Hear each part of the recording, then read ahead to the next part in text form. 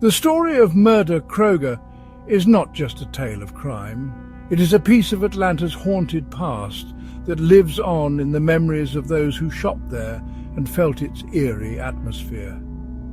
For decades, the infamous grocery store on Ponce de Leon Avenue was at the center of a chilling urban legend that started with a gruesome murder in 1991.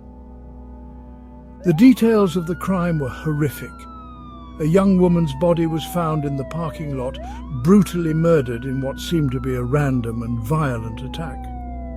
The lack of resolution to the case left the community shaken and gave birth to the dark nickname that would stick with the store for years. Mary Williams, a longtime resident of Atlanta, who frequently shopped at the Kroger during that time, recalls how the murder and the subsequent reputation of the area changed everything. Mary Williams, it was like the whole neighborhood became darker overnight. Before the murder, we knew the area had some crime, but it wasn't like this. After what happened to that poor woman, people started avoiding the store at night, and even during the day, you felt like you had to constantly look over your shoulder. It stopped being just a grocery store. It became a symbol of something scary and unsafe. Mary shared an especially haunting memory from the early 2000s that still gives her chills. Mary Williams. One night, I went to pick up some milk and a few things for breakfast the next day. The store wasn't busy, but the parking lot was unusually quiet, almost too quiet. As I was loading my groceries into the car, I got this overwhelming feeling that someone was watching me. It wasn't just paranoia.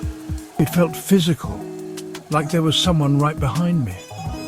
I turned around and there was no one there, but I swear I could feel it, like eyes boring into the back of my head. The feeling didn't go away. Mary abandoned her cart, jumped into her car and locked the doors before speeding off. Mary Williams. When I got home, I was shaking. I never went back there after that. It wasn't just the crime, it was the feeling of the place. It didn't feel right, like something bad was in the air. Other locals have shared similar experiences. And over the years, the Kroger parking lot became notorious for strange occurrences. Some claimed they heard faint footsteps behind them, only to turn around and find no one there. Others reported seeing shadows darting between cars, but when they checked, the lot was empty. Some believed these incidents were fueled by paranoia and the power of the Murder Kroger legend, but others were convinced the area carried an inexplicable dark energy. Despite renovations, a rebranding attempt, and eventual redevelopment in the 2010s, the shadow of Murder Kroger has never fully disappeared. When the old store was demolished and a modernized Kroger was built on the same site as part of a luxury apartment complex, the company officially named it Beltline Kroger in an effort to erase the infamous nickname. However, for Mary and other longtime residents, the rebranding felt superficial. Mary Williams. They can build all the fancy apartments and shiny new stores they want, but you can't erase what happened there. That name, Murder Kroger, it stuck for a reason. You don't forget a tragedy like that, and you don't forget the way that place made you feel. You can paint over it, but the history doesn't go away. The dark reputation of the old Kroger has become a part of Atlanta's folklore, representing a time when the city was grappling with rising crime and a changing social landscape. For those who lived through it, the story is more than just a legend.